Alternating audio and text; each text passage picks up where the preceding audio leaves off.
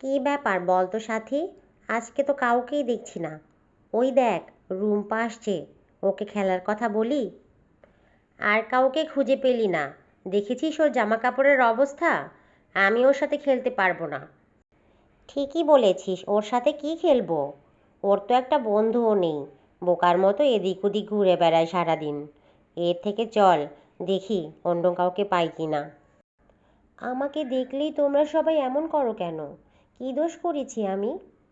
আমি এজন্য খেলি না কারণ কেউ আমাকে খেলায় নেয় না। জানি না তোমরা সবাই আমাকে কেন এত অপছন্দ করো। খেলতে না চাইলে খেলবে না, কিন্তু ডাক দিয়ে এত অপমান করছো কেন? আমাদের সমবয়সী হয়েও এখনও তো কাঁধ পর্যন্ত লম্বা হতে পারিসনি, আবার বড় বড় কথা। বাট্টু কোথাকার, যা এখান থেকে। রুম্পা আর কথা না বাড়িয়ে সেখান থেকে দৌড়ে পালিয়ে গেল। সেখানেই একটা গাছে বসে বিশ্রাম নিচ্ছিল একটা পরী। সে এতক্ষণ তাদের কথা সবই শুনছিল, আর মনে মনে রুম্পার জন্য তার খুব কষ্টও হচ্ছিল। আসলে সে ছিল একজন সাহায্যকারী পরী। সে মানুষকে সাহায্য করতে পছন্দ করত।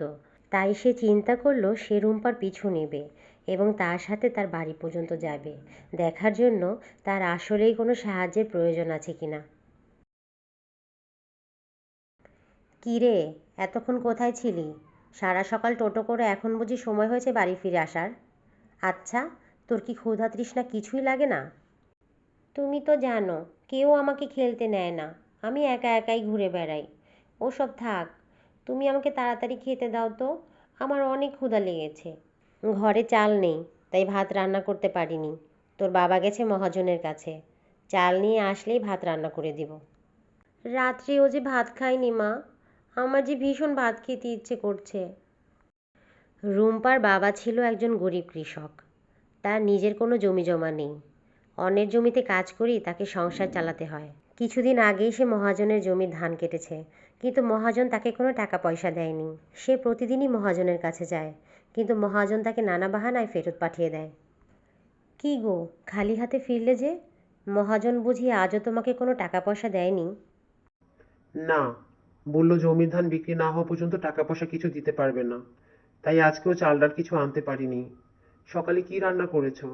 তাড়াতাড়ি কিছু খেতে দাও তো, আমার অনেক ক্ষুধা লেগেছে।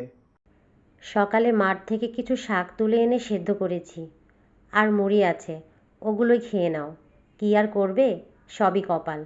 পরীটা এতক্ষণ তাদের কষ্টের কথাগুলো সব শুনছিল। তাদের এই কষ্ট দেখে সেও মনে মনে ভীষণ কষ্ট পাচ্ছিল।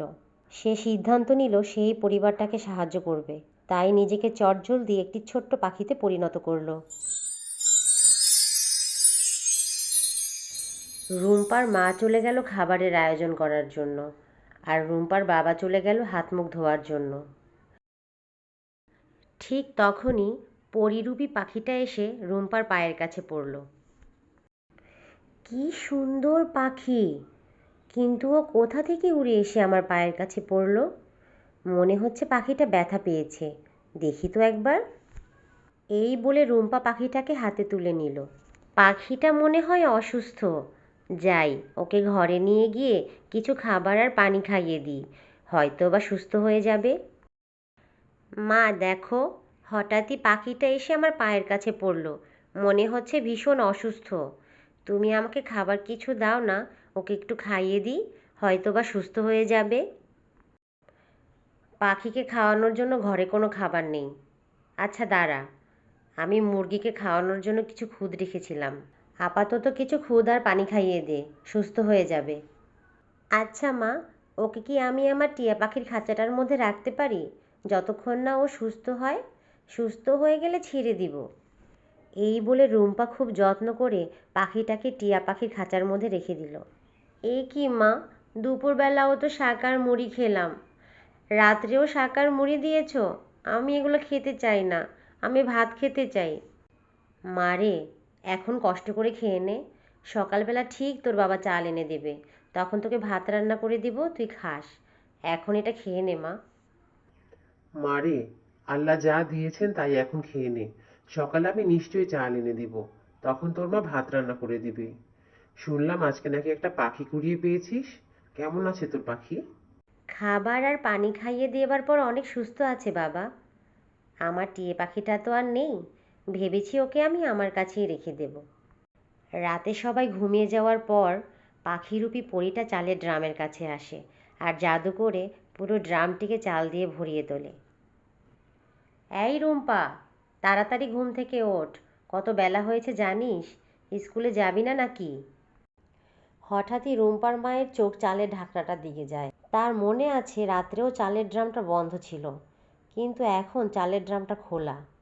তার একটু খটকা লাগে। কি ব্যাপার, রাত্রেও তো চালের ড্রামটা বন্ধ ছিল, সকালে খুললো কে? দেখি তো একবার।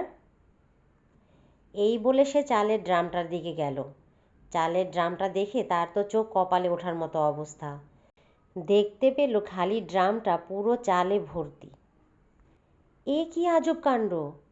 রাত্রেবেলা যে চালের ড্রামে একটা দানা পর্যন্ত ছিল না, সকালে সেই ড্রাম চালে পরিপূর্ণ। এ কি করে সম্ভব? কই গো, কোথায় গেলে তুমি? তাড়াতাড়ি এদিকে এসো, দেখো কি আজব কাণ্ড ঘটেছে। রুম্পার মায়ের চেঁচামেচিতে রুম্পার বাবা ও রুম্পা দুজন ছুটে এলো। দেখতে পেল খালি চালের ড্রামটা এখন আর খালি নেই, সেটা চাল দিয়ে একেবারে পরিপূর্ণ। পাখি, কেমন আছো তুমি? তোমাকে দেখতে কিন্তু অনেক সুস্থ মনে হচ্ছে। আচ্ছা, একটা কথা জিজ্ঞেস করব? ও, তুমি তো আবার কথা বলতে পারো না। তাড়াতাড়ি খেতে আয় মা, সকালের জাদুটা কি তুমি করেছো? আসছি মা। রুম্পার বাবা সকালবেলায় মহাজনের দোকানের উদ্দেশ্যে রওনা হলো।